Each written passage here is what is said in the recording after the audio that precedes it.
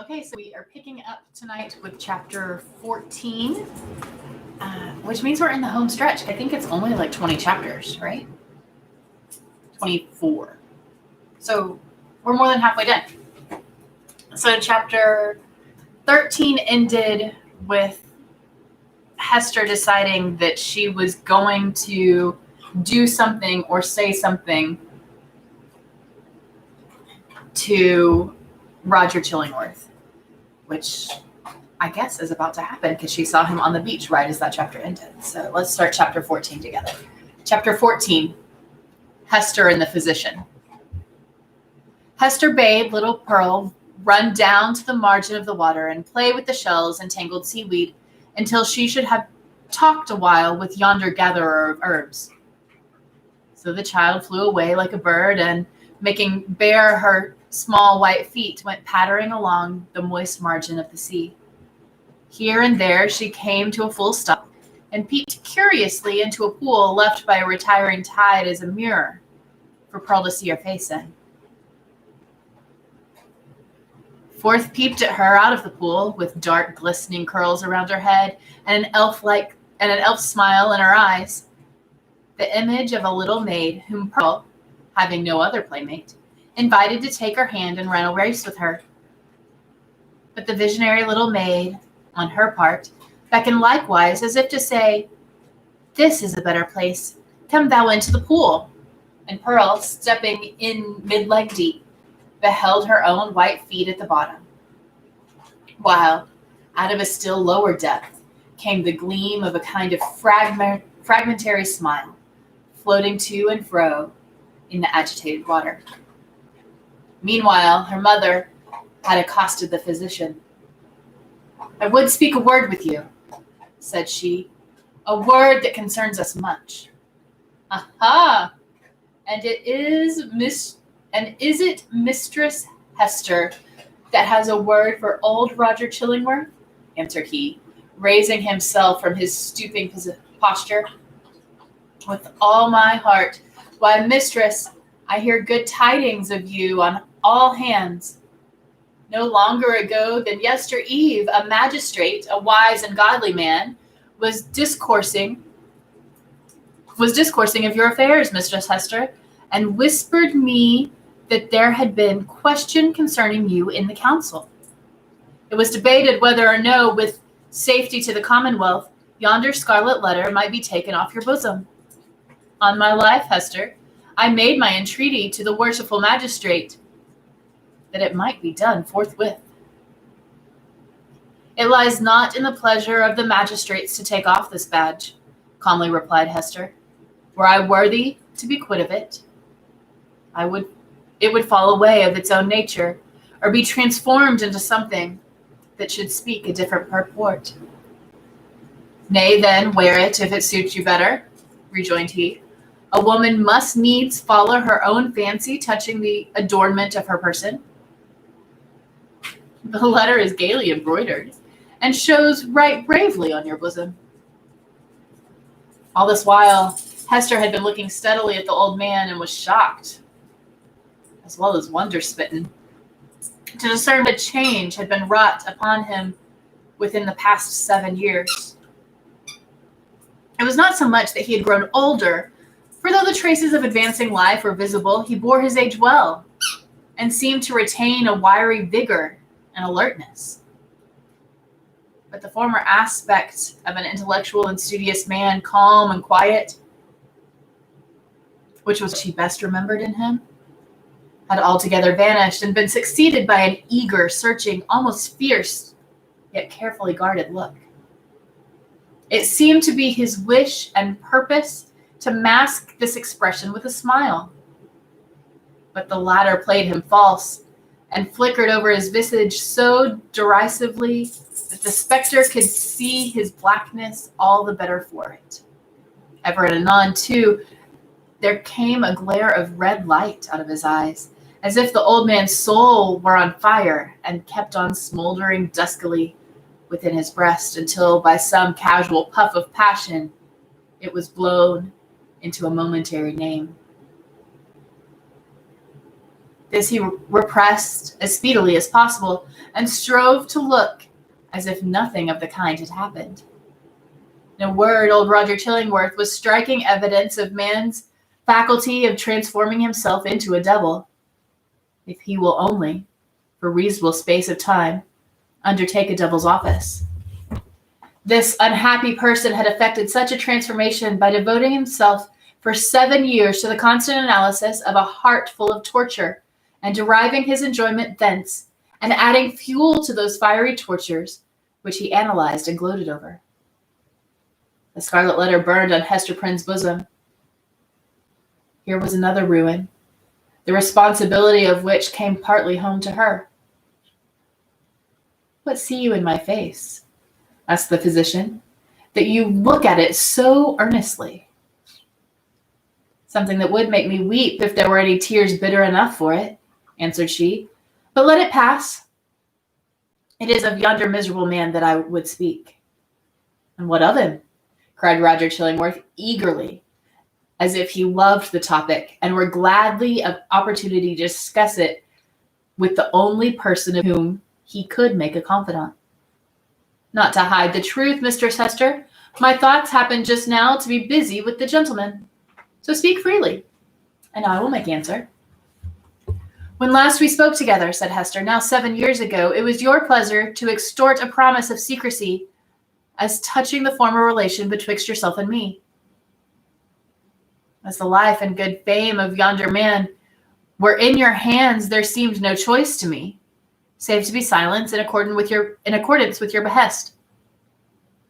Yet it was not without heavy misgivings that I thus bound myself, for having cast off all duty towards other human beings, there remained a duty towards him, and something whispered me that I was betraying it in pledging myself to keep your counsel. Since that day, no man is so near to him as you. You tread behind his every footstep. You are beside him, sleeping and waking. You search his thoughts. You burrow and rankle in his heart. Your clutch is on his life, and you cause him to die daily by a living death, and still he knows you not. In permitting this, I have surely acted a false part by the only man to whom the power was left me to be true." "What choice had you?" asked Roger Chillingworth. "My finger pointed at this man would have hurled him from his pulpit into a dungeon, thence, peradventure, to the gallows." It had been better so," said Hester Prynne. "What evil have I done the man?" asked Roger Chillingworth again. "I tell thee, Hester Prynne, the richest fee that ever physician earned from monarch could not have bought such care as I have wasted on this miserable priest. But for my aid, his life would have burned away in torments within the first 2 years after the perpetration of his crime and thine. For Hester, this spirit lacked the strength that could have borne up, as thine has, beneath the burden of thy scarlet letter.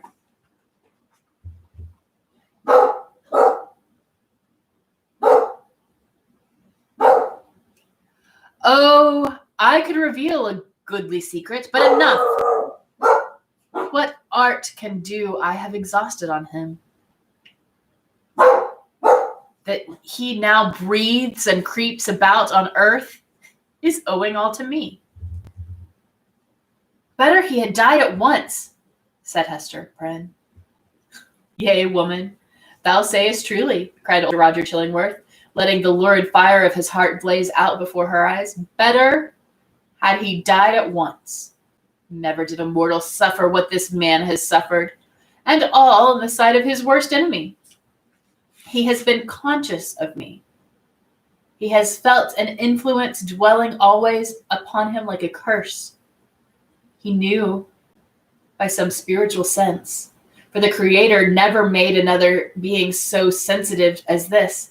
He knew that no friendly hand was pulling at his heartstrings, and that an eye was looking curiously into him, which sought only evil and found it. But he knew not that the eye and the hand were mine.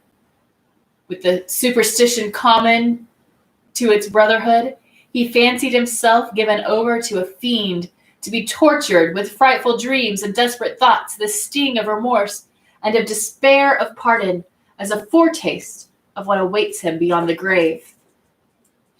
But it was the constant shadow of my presence, the close propinquity of the man whom he had most vilely wronged, and who had grown to exist only by this perpetual poison of the direst revenge. Yea, indeed, he did not err. There was a fiend at his elbow. A mortal man, with once a human heart, had become a fiend for his especial torment. The unfortunate physician, while uttering these words, lifted his hands with a look of horror, as if he had beheld some frightful shape, which he could not recognize, usurping the place of his own image in a glass. It was one of those moments which sometimes occur only at the interval of years, when a man's moral aspect is faithfully revealed in his mind's eye. Not improbably, he had never before viewed himself as he did now. Has that not tortured him enough? Said Hester, noticing the old man's look. Has he not paid thee all? No, he has but increased the debt, answered the physician. And as he proceeded, his manner lost its fiercer characteristic and subsided into gloom. Dost thou remember me, Hester, as I was 9 years agone?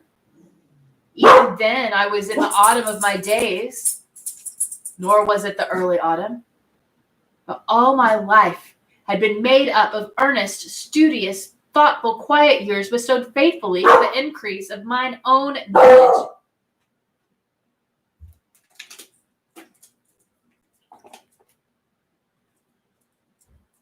And faithfully, too, though this latter object was but by casual to the other, faithfully for the advancement of human welfare.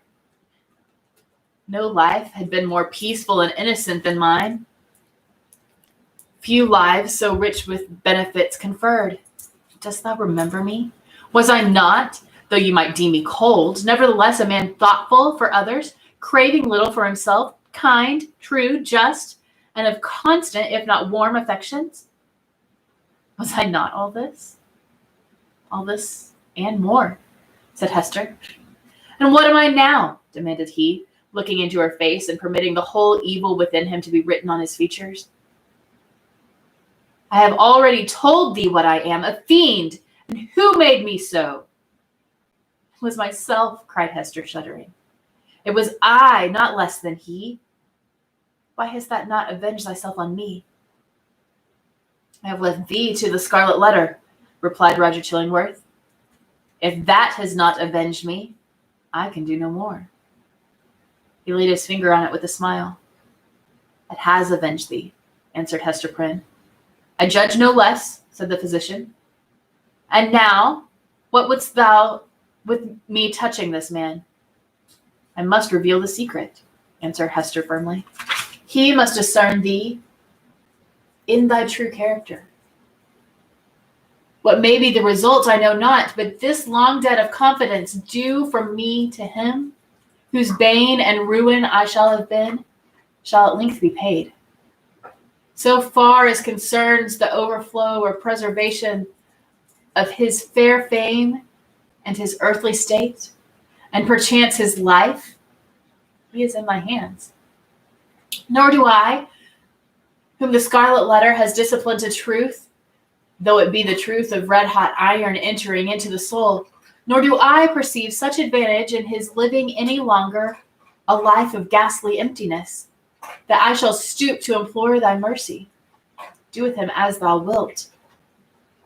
There is no good for him, no good for me, no good for thee. There is no good for little Pearl. There is no path to guide us out of this dismal maze. Woman, I could well nigh pity thee, said Roger Chillingworth, unable to restrain a thrill of admiration too, for there was a quality almost majestic in the despair which she expressed. Thou hadst great elements. Peradventure, hast thou met earlier with a better love than mine? This evil had not been. I pity thee for the good that has been wasted in thy nature. And I thee, answered Hester Prynne, for the hatred that has transformed a wise and just man to a fiend. Wilt thou yet purge it out of thee, and once more be human? And be once more human? If not for his sake, then doubly for thine own. Forgive, and leave his further retribution to the power that claims it. I said, but now there could be no good event for him or thee or me, who are here wandering together in this gloomy maze of evil and stumbling at every step over the guilt wherewith we have strewn our path. It is not so. There might be good for thee, and thee alone, since thou hast been deeply wronged and hast it at thy will to pardon. Wilt thou give up that only privilege? Wilt thou reject that priceless benefit? Peace, Hester, peace, replied the old man with gloomy sternness. It is not granted me to pardon. I have no such power as thou tellest me of. My old faith, long forgotten, comes back to me and explains all that we do and all we suffer. By thy first step awry, thou didst plant the germ of evil, but since that moment it has all been a dark necessity. Ye that have wronged me are not simple, save in kind of typical illusion, neither am I fiend-like, who have snatched a fiend's office from his hands. It is our fate. Let the black flower blossom as it may. Now go thy ways, and deal as thou wilt with yonder man. He waved his hand and betook himself again to his employment of gathering herbs. Chapter 15, Esther and Pearl. So, Roger Chillingworth, a deformed old figure with a face that haunted men's memories longer than they liked, took leave of Hester Prynne and went stooping away along the earth. He gathered here and there an herb or grubbed up a root and put it in the basket on his arm. His gray beard almost touched the ground as he crept onward. Hester gazed after him a little while, looking with a fantastic curiosity to see whether the tender grass of early spring would not be blighted beneath him, and show the wavering track of his footsteps, sere and brown, across its cheerful verdure. She wondered what sort of herbs they were which the old man was so joyous to gather. Would not the earth, quickened to an evil purpose by the sympathy of his eye, greet him with poisonous shrubs of spices hitherto unknown that would start up under his fingers? Or might it suffice him that every wholesome growth should be converted into something deleterious and malignant at his touch? Did the sun, which shone so brightly everywhere else, really fall upon him? Or was there, as it rather seemed, a circle of ominous shadow moving along with his deformity, whichever way he turned himself? And whither was he now going? Would he not suddenly sink into the earth, leaving a barren and blasted spot where, in due course of time, would be seen deadly nightshade, dogwood, henbane, and whatever else of vegetable wickedness the climate could produce, all flourishing with hideous luxuriance? Or would he spread bat's wings and flee away, looking so much the uglier the higher he rose toward heaven? Be it sin or no, said Hester Prynne bitterly, as she still gazed after him, I hate the man. She upbraided herself for the sentiment, but could not overcome or lessen it.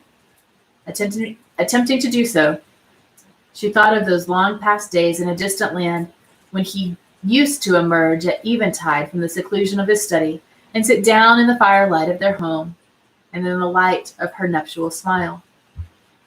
He needed to bask himself in that smile, he said, in order that the chill of so many lonely hours among his books might be taken off of the scholar's heart. Such scenes had once appeared not otherwise than happy, but now, as viewed through the dismal medium of her subsequent life, they classed themselves among her ugliest remembrances. She marveled how such scenes could have been. She marveled how she could ever have been wrought upon to marry him. She deemed it her crime most to be repented of, that she had never endured and reciprocated the lukewarm grasp of his hand, and had suffered the smile of her lips and eyes to mingle and melt into his own. And it seemed a fouler offense committed by Roger Chillingworth than any which had since been done him, that in time when her heart knew no better, he persuaded her to fancy herself happy at his side. Yes, I hate him, repeated Hester more bitterly than before. He betrayed me. He has done me worse wrong than I did him.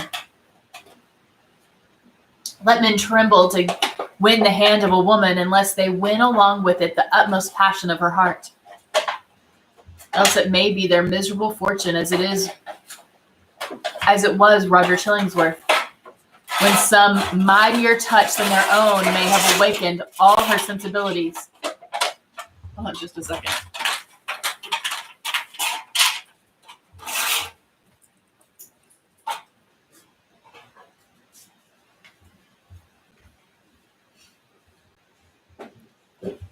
Sorry, y'all, the dog was being super extra. We're going to start that paragraph over. Let men tremble to win the hands of a woman unless they win along with it the utmost passion of her heart. Else it may be the miserable fortune as it was Roger Chillingworth's, when some mightier touch than their own may have awakened all her sensibilities, to be reproached even for the calm content, the marble and view of happiness, which they will have imposed upon her as the warm reality. But Hester ought long ago to have done with this injustice. What did it betoken? Had 7 long years under the torture of the Scarlet Letter inflicted so much of misery and wrought out no repentance? The emotions of that brief space, where she stood gazing after the crooked figure of old Roger Chillingworth, threw a dark light on Hester's state of mind, revealing much that she might not otherwise have acknowledged to herself. He being gone, she summoned back her child. Pearl, little Pearl, where are you? Pearl, whose activity of spirit never flagged, had been at no loss for amusement while her mother talked with the old gatherer of herbs. At first, as already told, she had flirted fancifully with her own image in a pool of water, beckoning the phantom forth, and, as it declined to venture, seeking a passage for herself into its sphere of impalpable earth and unattainable sky. Soon finding, however, that either she or the image was unreal, she turned elsewhere for better pastime. She made little boats out of birch bark and frightened them with snail shells, and sent out more ventures on the mighty deep than any merchant in New England. But the larger part of them foundered near the shore. She seized a live horseshoe by the tail and made a prize of several 5 fingers, and laid out a jellyfish to melt in the warm sun. Then she took the white foam that streaked the line of advancing tide and threw it upon the breeze, scampering after it with winged footsteps to catch the great snowflakes ere they fell. Perceiving a flock of beach birds that fed and fluttered along the shore, the naughty child picked up her apron full of pebbles, and creeping from rock to rock after these small seafowl, displayed remarkable dexterity in pelting them. One little gray bird with a white breast, Pearl was almost sure had been hit by a pebble and fluttered away with a broken wing. But then the elf child sighed and gave up her sport, because it grieved her to have done harm to a little being that was as wild as the sea breeze, or as wild as Pearl herself. Her final employment was to gather seaweed of various kinds, to make herself a scarf or mantle or a headdress, and thus assume the aspect of a little mermaid. She inherited her mother's gift for devising drapery and costume. As the last touch to her mermaid's garb, Pearl took some eelgrass and imitated, as best she could, on her own bosom, the decoration with which she was so familiar on her mother's. A letter, the letter A, but freshly green instead of scarlet. The child bent her chin upon her breast and contemplated this device with strange interest, even as if the only one thing for which she had been sent into the world was to make out its hidden import. Wonder if Mother will ask me what it means, thought Pearl. Just then she heard her mother's voice, and flitting along as lightly as one of the little seabirds, appeared before Hester Prynne, dancing, laughing, and pointing her finger to this ornament on her bosom. My little Pearl, said Hester after a moment's silence, the green letter, and on thy childish bosom, has no purport. But dost thou know, my child, what this letter means, which thy mother is doomed to wear? Yes, mother, said the child. It is the great letter A. Thou hast taught me in the horn book. Hester looked steadily into her little face. But though there was that singular expression which she had so often remarked in her black eyes, she could not satisfy herself whether Pearl was really attached any meaning to the symbol. She felt a morbid desire to ascertain the point. Dost thou know, child, wherefore thy mother wears this letter? Truly do I, answered Pearl, looking brightly into her mother's face. It is for the same reason that the minister keeps his hand over his heart. What reason is that? Asked Hester, half smiling at the absurd incongruity of the child's observation. But on second thoughts, torturing pale. What has the letter to do with any heart save mine? Nay, mother, I have told all I know, said Pearl, more seriously than she was wont to speak. Ask yonder old man whom thou hast been talking with. It may be he can tell. But in good earnest now, mother dear, what does the scarlet letter mean? And why dost thou wear it on thy bosom? And why does the minister keep his hand over his heart? She took her mother's hand in both her own and gazed into her eyes with an earnestness that was seldom seen in her wild and capricious character. The thought occurred to Hester that the child might really be seeking to approach her with childlike confidence and doing what she could, and as intelligently as she knew how, to establish a meeting point of sympathy. It showed Pearl in an unwonted aspect.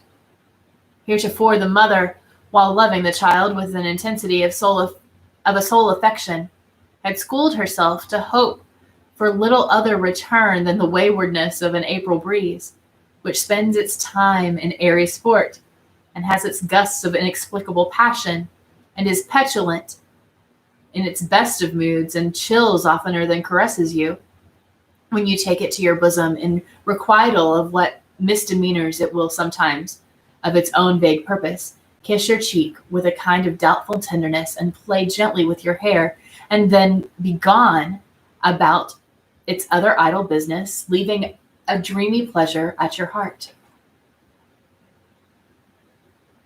And this, moreover, was a mother's estimate of the child's disposition.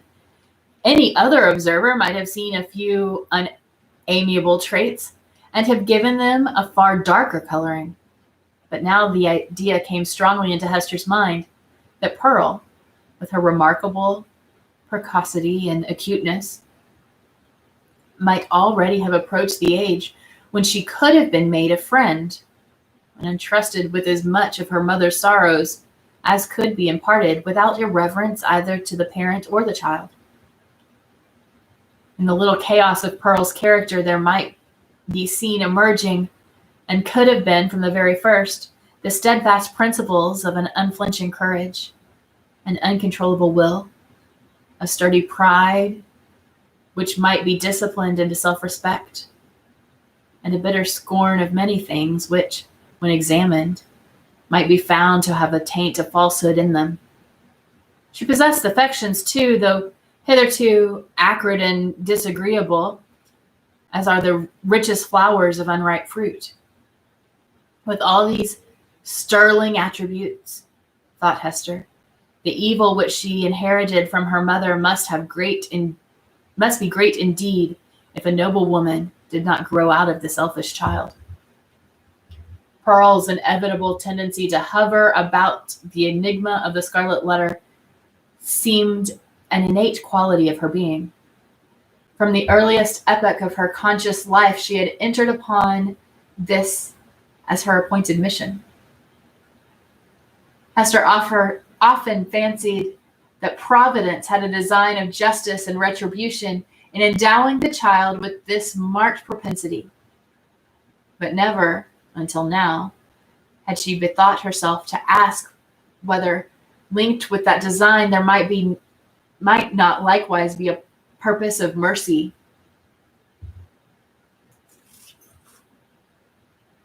and beneficence.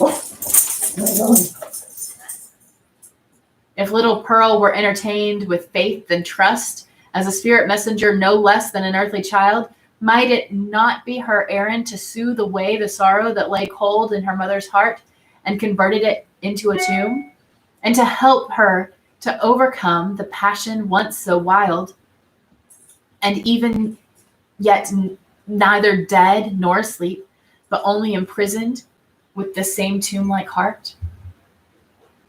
Such were some of the thoughts that now stirred in Hester's mind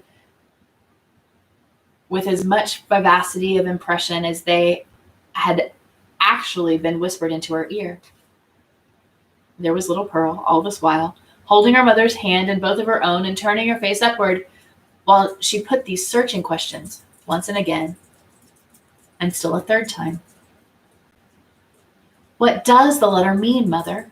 And why dost thou wear it? And why does the minister keep his hand over his heart? What shall I say? Thought Hester to herself. No, if this be the price of the child's sympathy, I cannot pay it. And then she spoke aloud. Silly Pearl, said she, what questions are these? There are many things in this world that a child must not ask about. What know I of the minister's heart? And as for the Scarlet Letter, I wear it for the sake of its gold thread. In all the 7 bygone years of Hester Prynne had never before been false to the symbol of her bosom. It may be that it was the talisman of a stern and severe, but yet a guardian spirit, who now foretook her, as recognizing that in spite of his strict watch over her heart, some new evil has crept into it, or some old one had never been expelled. As for little Pearl, the earnestness soon passed out of her face. But the child did not see fit to let the matter drop. 2 or 3 times as her mother and she went homeward, and as often at supper time, and while Hester was putting her to bed, and once after she seemed to be fairly asleep, Pearl looked up with mischief gleaming in her black eyes. Mother, said she, what does the Scarlet Letter mean? And the next morning, the first indication the child gave of being awake was by popping up her head from the pillow and making that other inquiry, which she had so unaccountably connected with her investigations about the Scarlet Letter. Mother, why does the minister keep his hand over his heart? Hold your tongue, naughty child, answered her mother, with an asperity that she had never permitted herself before. Do not tease me, else I shall shut thee in the dark closet. Chapter 16, A Forest Walk. Hester Prynne remained constant in her resolve to make known to Mr. Dimmesdale, at whatever risk to present pain and ulterior consequences, the true character of the man who had crept into his intimacy. For several days, however, she vainly sought an opportunity of addressing him in some of the meditative walks which she knew him to be in the habit of taking along the shores of the peninsula or on the wooded hills of the neighboring country.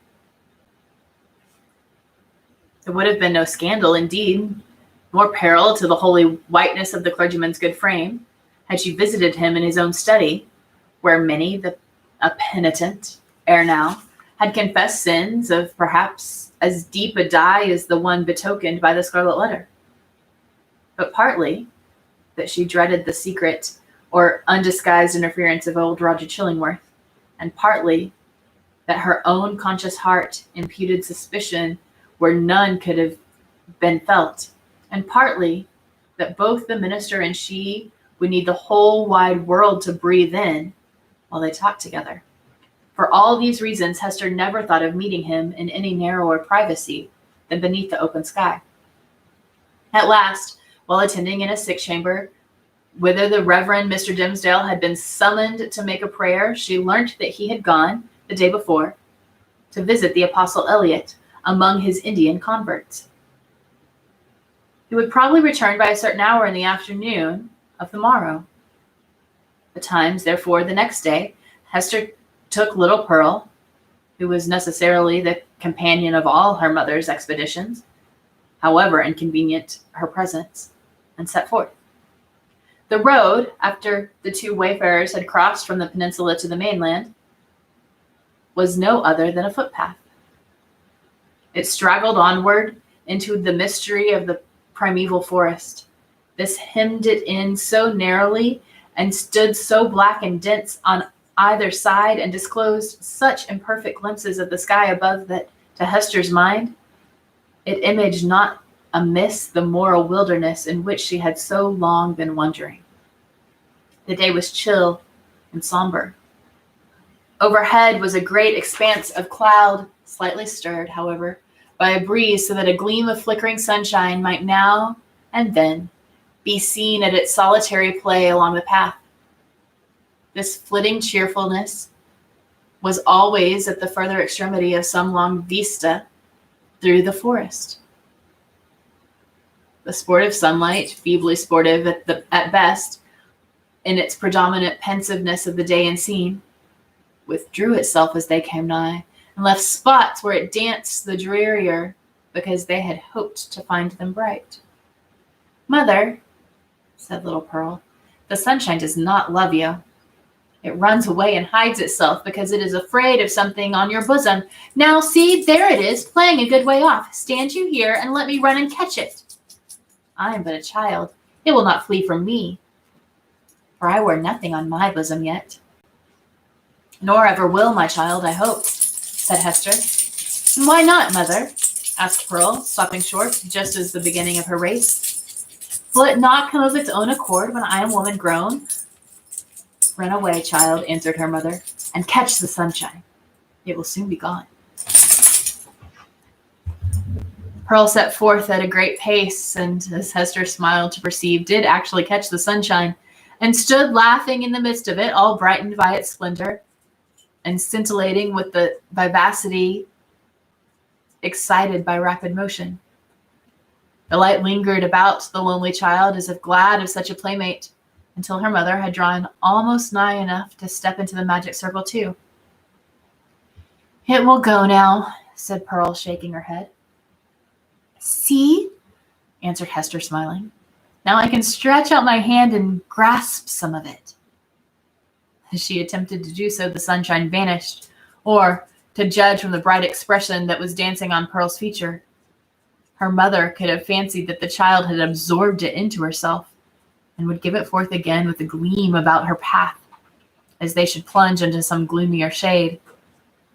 There was no other attribute that so much impressed her with a sense of new and untransmitted vigor as Pearl's nature, as this never-failing vivacity of spirits. She had not the disease of sadness, which almost all children in these latter days inherit with the scrofula from the troubles of their ancestors. Perhaps this, too, was a disease, but the reflex of wild energy with which Hester had fought against her sorrows before Pearl's birth. It was certainly a doubtful charm, imparting a hard metallic luster to the child's character. She wanted, what some people want throughout life, a grief that could deeply touch her, and thus harmonize and make her capable of sympathy. But there was time enough yet for little Pearl. "Come, my child," said Hester, looking about her from the spot where Pearl had stood still in the sunshine. "We will sit down a little way within the wood and rest ourselves." "I'm not a weary, mother," replied the little girl, "but you may sit down, if you will tell me a story meanwhile." "A story, child?" said Hester. "And what about?" "Oh, a story about the black man," answered Pearl. taking hold of her mother's gown and looking up half earnestly, half mischievously into her face. "How he haunts this forest and carries a book with him, a big, heavy book with iron clasps. And how this ugly black man offers his book and an iron pen to everybody that meets him here among the trees, and they are to write their names with their own blood, and then he sets his mark on their bosoms. Didst thou ever meet the black man, mother?" "And who told you this story, Pearl?" asked her mother, recognizing a common superstition of the period. "It was the old dame in the chimney corner at the house where you watched last night," said the child. "But she fancied me asleep while she was talking of it. She said that 1,000 people had met him here, and had written in his book, and have his mark on them, and that ugly-tempered lady, old Mistress Hibbins, was one. And, mother, the old dame said that this scarlet letter was the black man's mark on thee, and that it glows like a red name when thou meetest him at midnight here in the dark wood. Is it true, mother? Dost thou go to meet him at the night time?" "Dost thou ever awake and find thy mother gone?" asked Hester. "Not that I remember," said the child. "If thou fearest to leave me in our cottage, thou mightest take me along with thee. I would very gladly go. But, mother, tell me now, is there such a black man? And did thou ever meet him? And is this his mark?" "Wilt thou let me be at peace if I once tell thee?" asked her mother. "Yes, if thou tellest me all," answered Pearl. "Once in my life I met the black man," said her mother. "The scarlet letter is his mark." Thus conversing, they entered sufficiently deep into the wood to secure themselves from observation of any casual passenger along the forest track. Here they sat down on a luxuriant heap of moss, which, at some epoch from the preceding century, had been a gigantic pine, with its roots and trunk in a darksome shade, and its head aloft in the upper atmosphere. It was a little dell where they had seated themselves, with a leaf-strewn bank rising gently on either side, and a brook flowing through the midst, over a bed of fallen and drowned leaves. The tree impending over it had flung down great branches from time to time, which choked up the current and compelled it to form eddies and black depths at some points, while, in its swifter and livelier passages, there appeared a channel-way of pebbles and brown, sparkling sand. Letting the eyes fall along the course of the stream, they could catch the reflected light from its water at some short distance within the forest, but soon lost all traces of it amid the bewilderment of tree trunks and underbrush, and here and there a huge rock covered over with gray lichens. All these giant trees and boulders of granite seemed intent on making a mystery of the course of this small brook, fearing, perhaps, that with its ever-ceasing loquacity, it should whisper tales out of the heart of the old forest whence it flowed, or mirror its revelations on the smooth surface of a pool. Continually indeed, as it stole onward, this streamlet kept up a babble, kind and quiet, soothing but melancholy, like the voice of a young child that was spending its infancy without playfulness, and knew not how to be merry among the sad acquaintance and events of somber hue. "Oh, brook! Oh, foolish and tiresome little brook!" cried Pearl after listening to it a while to its talk. "Why art thou so sad? Pluck up a spirit. Do not be all the time sighing and murmuring." But the brook, in its course of its little lifetime among the forest trees, had gone so solemn an experience that it could not help talking about it, and seemed to have nothing else to say. Pearl resembled the brook, inasmuch as the current of her life gushed from a wellspring as mysterious, and had flowed through the scenes shadowed as heavy with gloom. But unlike the little stream, she danced and sparkled and prattled airily along her course. "What does the sad little brook say, mother?" inquired she. "If thou hast a sorrow of thine own, the brook might tell thee of it," answered her mother, "even as it is telling me of mine. But now, Pearl, I hear a footstep along the path, and the noise of one putting aside the branches. I would have thee betake thyself to play, and leave me to speak with him that comes yonder." "Is it the black man?" asked Pearl. "Wilt thou go and play, child?" repeated her mother. "But do not stray far into the wood, and take heed that thou come at my first call." "Yes, mother," answered Pearl. "But if it be the black man, will that not let me stay a moment and look at him with his big book under his arm?" "Go, silly child," said her mother impatiently. "It is no black man. Thou canst see him now through the trees. It is the minister." "And so it is," said the child. "And mother, he had his hand over his heart. Is it because when the minister wrote his name in the book, the black man set his mark in that place? But why does he not wear it outside his bosom, as thou dost, mother?" "Go now, child, and thou shalt tease me as long as thou wilt another time," cried Hester Prynne. "But do not stray far. Keep where thou canst hear the babble of the brook." Child went singing away, following up the current of the brook, striving to mingle a more lightsome cadence with its melancholy voice. But the little stream would not be comforted, and still kept telling its unintelligible secret of some very mournful mystery that had happened, or making a prophetic lamentation about something that was yet to happen within the verge of the dismal forest. So Pearl, who had enough of shadow in her own little life, chose to break off all acquaintance with this repining brook. She set herself, therefore, to gathering violets and wood anemones, and some scarlet columbines that she found growing in the crevices of the high rock. When her elf child had departed, Hester Prynne made a step or two towards the track that led through the forest, but still remained under a deep shadow of the trees. She beheld the minister advancing along the path entirely alone and leaning on a staff which he had cut by the wayside. He looked haggard and feeble, and betrayed a nerveless despondency in his air which had never so remarkably characterized him in his walks about the settlement, nor in any other situation where he deemed himself liable to notice.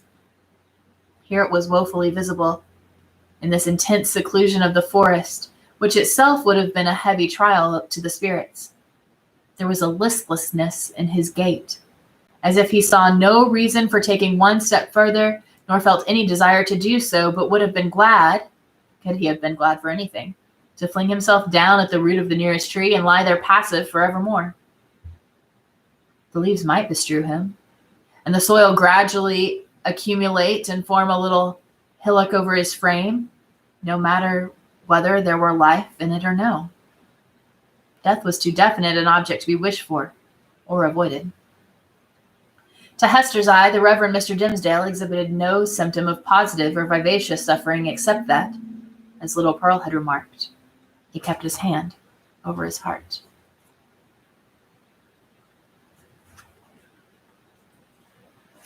We'll do one more.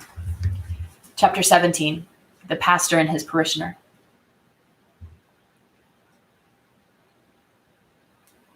Slowly as the minister walked, he had almost gone by before Hester Prynne could gather voice enough to attract his observation. At length she succeeded.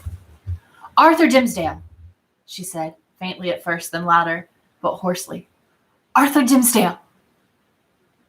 "Who speaks?" answered the minister. Gathering himself quickly up, he stood more erect, like a man taken by surprise in a mood to which he was reluctant to have witnesses. Throwing his eyes anxiously in the direction of the voice, he indistinctly beheld a form under the trees, clad in garments so somber and so little relieved from the gray twilight into which the clouded sky and heavy foliage had darkened the noontide, that he knew not whether it were woman or a shadow. It may be that his pathway through life was haunted thus by a specter that had stolen out from among his thoughts. He made a step nigher and discovered the scarlet letter. "Hester? Hester Prynne," said he. "Is it thou? Art thou in life?" "Even so," she answered, "in such life as has been mine these 7 years past. And thou, Arthur Dimmesdale?" Dost thou yet live? It was no wonder that they thus questioned one another's actual and bodily existence, and even doubted of their own. So strangely did they meet in the dim wood that it was like the first encounter in the world beyond the grave of two spirits who had been intimately connected in their former life, but now stood coldly shuddering in mutual dread, as not yet familiar with their state, nor wanted to the companionship of disembodied beings, each a ghost, and awe-stricken at the other ghost. They were awe-stricken likewise at themselves, because the crisis flung them back to their consciousness and revealed to each heart its history and experience, as life never does, except at such breathless epochs. The soul beheld its features in the mirror of the passing moment. It was with fear, and tremulously, and, if it were, by a slow, reluctant necessity, that Arthur Dimmesdale put forth his hand, chill as death, and touched the chill hand of Hester Prynne. The grasp, cold as it was, took away what was dreariest in the interview. They now felt themselves, at least inhabitants of the same sphere. Without a word more spoken, neither he nor she assuming the guidance, but with an unexpressed consent, they glided back into the shadow of the woods whence Hester had emerged, and sat down on a heap of moss where she and Pearl had before been sitting. When they found voice to speak, it was, at first, only to utter remarks and inquiries such as any two acquaintances might have made about the gloomy sky, the threatening storm, and next the health of each. Thus they went onward, not boldly, but step by step into the themes that were brooding deepest in their hearts. So long estranged by fate and circumstances, they needed something slight and casual to run before and throw open the doors of intercourse, so that their real thoughts might be led across the threshold. After a while, the minister fixed his eyes on Hester Prynne's. "Hester," said he, "hast thou found peace?" She smiled drearily, looking down upon her bosom. "Hast thou?" she asked. "None, nothing but despair," he answered. "What else could I look for, being what I am, and leading such a life as mine? Were I an atheist, a man devoid of conscience, a wretch with coarse and brutal instincts, I might have found peace long ere now.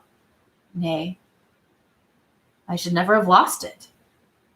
But as matters stand with my soul, whatever of good capacity there originally was in me, all of God's gifts that were the choicest have become the ministers of spiritual torment. Hester, I am most miserable."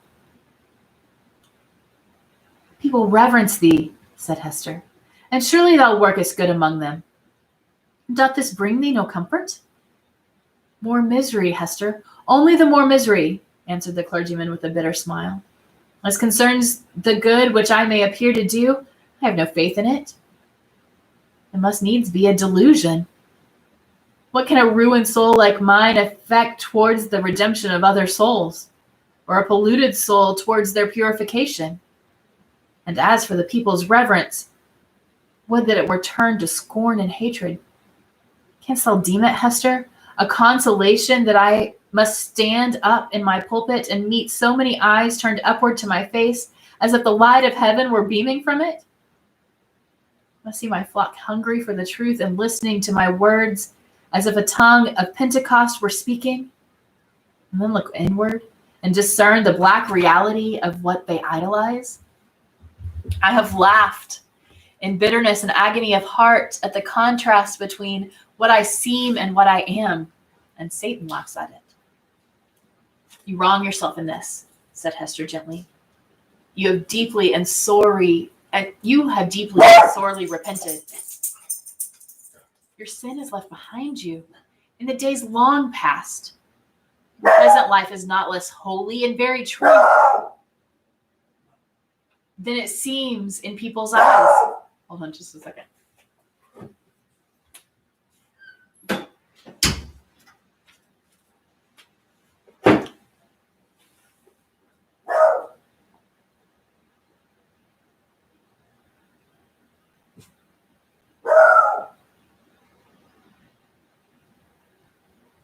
Your present life is no less holy in very truth than it seems in people's eyes.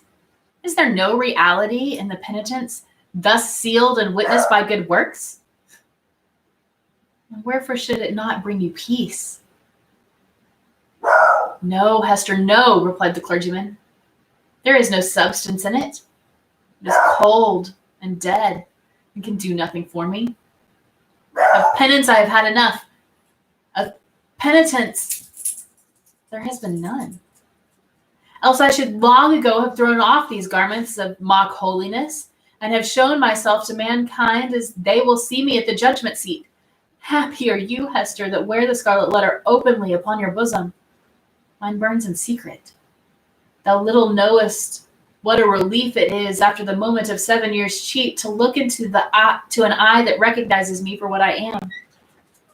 Had I one friend, or were it my worst enemy, to whom, when sickened with the praises of all other men, I could daily betake myself, and be known as the vilest of all sinners, methinks my soul might keep itself alive thereby.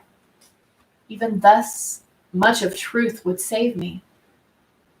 But now it is all falsehood, all emptiness, all death. Hester looked into his face and hesitated to speak.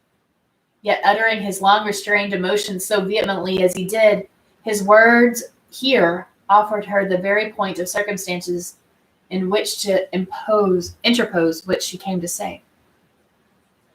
She conquered her fears and spoke. Such a friend as thou hast even now wished for, said she, with whom to weep over thy sin, thou hast in me, the partner of it. Again she hesitated, but brought out the words with an effort. Thou hast long had such an enemy, and dwellest with him under the same roof.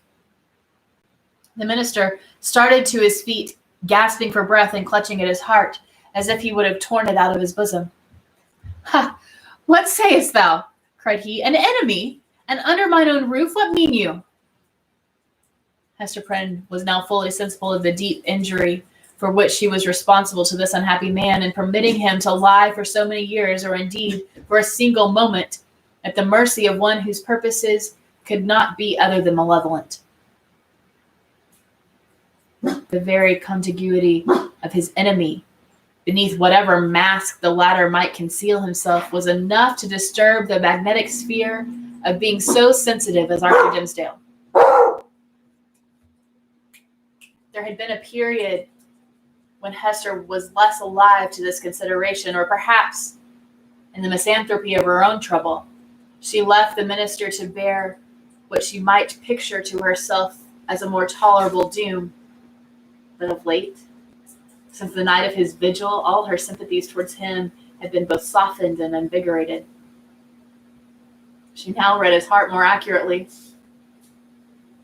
She doubted not the continual presence of Roger Chillingworth, the secret poison of his malignity infecting all the air about him, and his authorized interference as physician with the minister's physical and spiritual infirmities, that these bad opportunities had been turned to a cruel purpose. By means of them, the sufferer's conscience had been kept in an irritated state, the tendency of which was not to cure by wholesome pain, but to disorganize and corrupt his spiritual being. Its results on earth had hardly failed to be insanity, and hereafter the eternal alienation from the good and true, of which madness is perhaps the earthly type. Such was the ruin to which she had brought the man once, nay, why should we not speak it, still so passionately loved. Esther felt that the significance of the clergyman's good name and death itself, as she had already told Roger Chillingworth, would have been infinitely preferable to the alternative which she had taken upon herself to choose. And now, rather than have had this grievous wrong to confess, she would have gladly laid down on the forest leaves and died there at Arthur Dimmesdale's feet. "Oh, Arthur," cried she, "forgive me. In all things else I have striven to be true. Truth was one virtue which I might have held fast and did not hold fast through all extremities, save when thy good, thy life, thy fame were put in question. Then I consented to a deception, but a lie is never good, even though death threatened on the other side. Dost thou not see what I would say? That old man, the physician, he whom they called Roger Chillingworth, he was my husband. The minister looked at her for an instant with all that violence of passion which intermixed in more shapes than one with his higher, purer, softer qualities was, in fact, the portion of him which the devil claimed, and through which he sought to win the rest. Never was there a blacker or a fiercer frown than Hester now encountered. For the brief space that it lasted, it was a dark transfiguration. But his character had been so enfeebled by suffering that even its lower energies were incapable of more than a temporary struggle. He sank down on the ground and buried his face in his hands. I might have known it, murmured he. I did know it. Was not the secret told me in the natural recoil of my heart at the first sight of him, as often as I have seen him since? Why did I not understand? Oh, Hester Prynne, thou little knowest all the horror of this thing, the shame, the indelicacy, horrible ugliness of this exposure of a sick and guilty heart to the very eye that would gloat over it. Woman, thou art accountable for this. I cannot forgive thee. Thou shalt forgive me, cried Hester, flinging herself on the fallen leaves beside him. Let God punish. Thou shalt forgive. With sudden and desperate tenderness, she threw her arms around him and pressed his head against her bosom, little caring though his cheek rested on the scarlet letter. He would have released himself, but strove in vain to do so. Hester would not set him free, lest he should look her sternly in the face. All the world frowns on her. For 7 long years it had frowned upon this lonely woman, and still she bore it all, nor ever once turned away her firm, sad eyes. Heaven likewise had frowned upon her, and she had not died, but the frown of this pale, weak, sinful, and sorrow-stricken man was what Hester could not bear and live. Wilt thou yet forgive me? She repeated over and over again. Wilt thou not frown? Wilt thou forgive? I do forgive you, Hester, replied the minister at length with a deep utterance out of the abyss of sadness, but no anger. I freely forgive you now. May God forgive us both. We are not, Hester, the worst sinners in the world. There is one worse than ever polluted the priest. That old man's revenge has been blacker than my sin. He has violated in cold blood the sanctity of a human heart. Thou and I, Hester, never did so. Never, never, whispered she. What we did, the consecration of its own, we felt it so. We did so to each other. Hast thou forgotten it? Hush, Hester, said Arthur Dimmesdale, rising from the ground. No, I have not forgotten. They sat down again, side by side, and hand clasped in hand on the mossy trunk of the fallen tree. Life had never brought them a gloomier hour. It was the point whether their pathway had so long been tending and darkening ever as it stole along, and yet it unclosed a charm that had made them linger upon it and claim another, and after all another moment.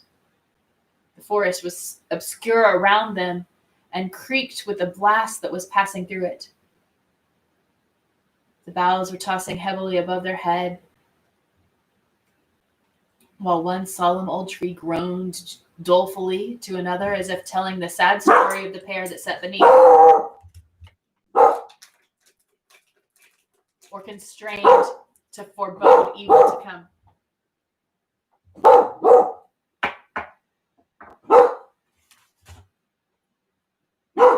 Cute.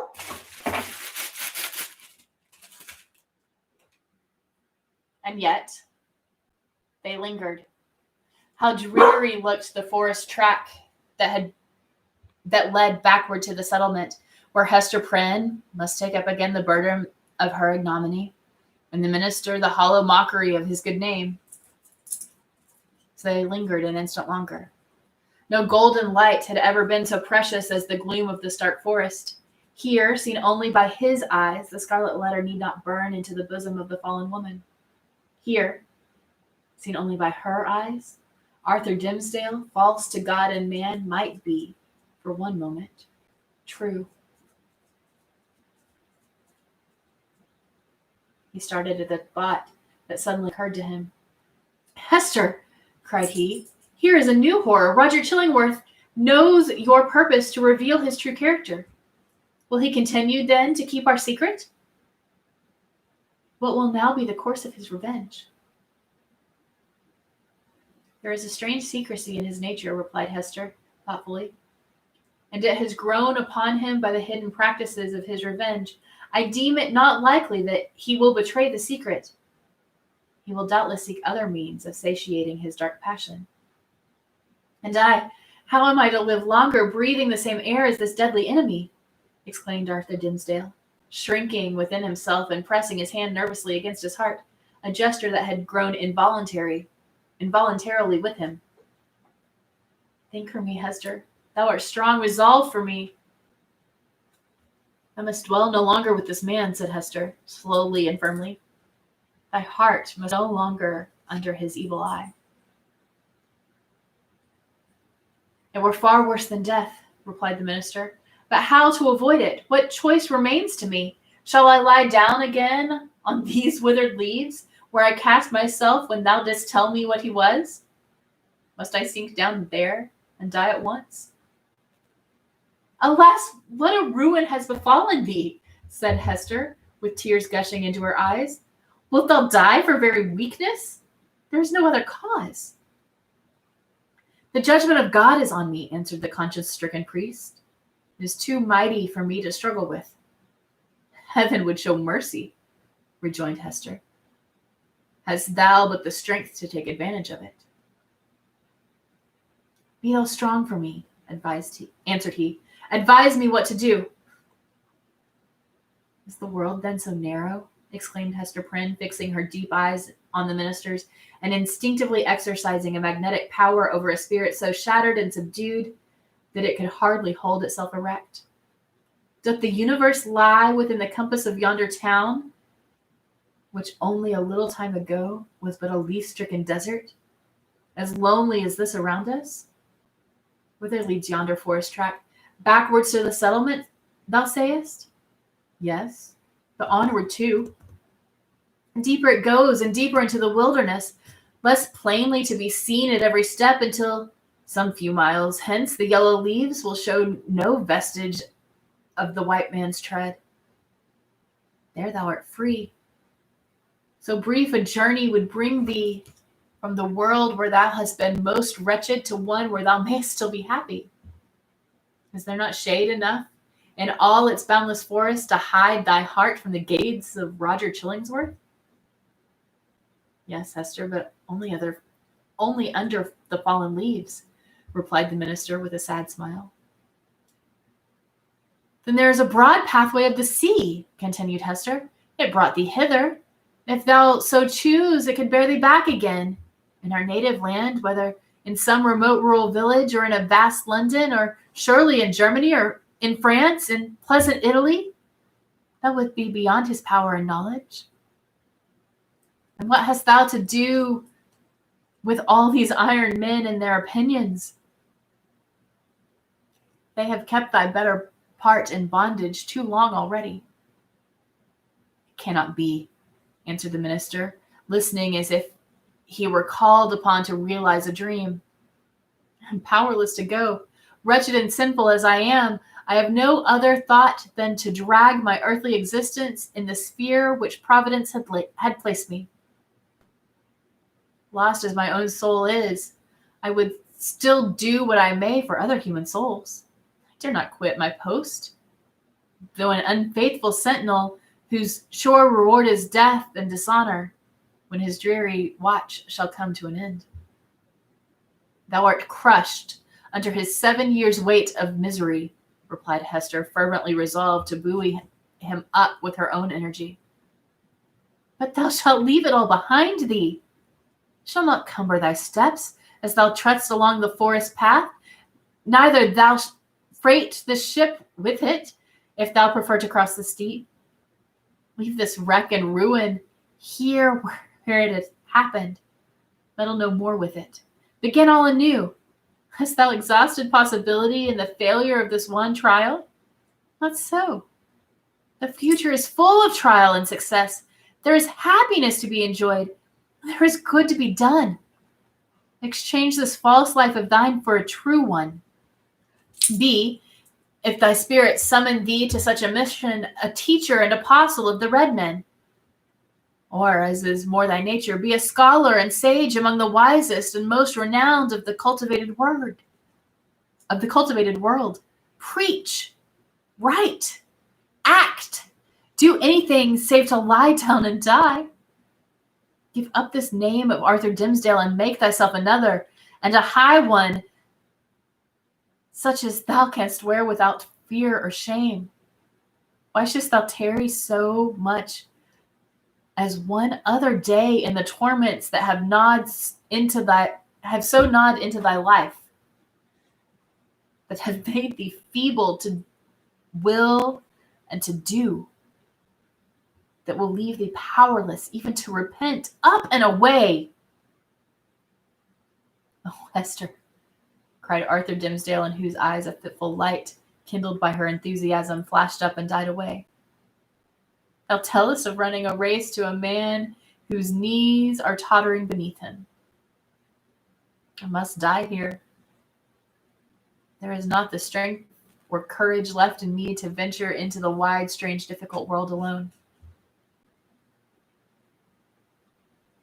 It was the last expression of the despondency of a broken spirit. He lacked the energy to grasp the better fortune that seemed within his reach. He repeated the word. Alone, Hester.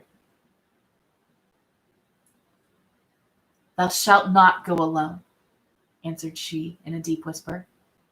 And then all was spoken.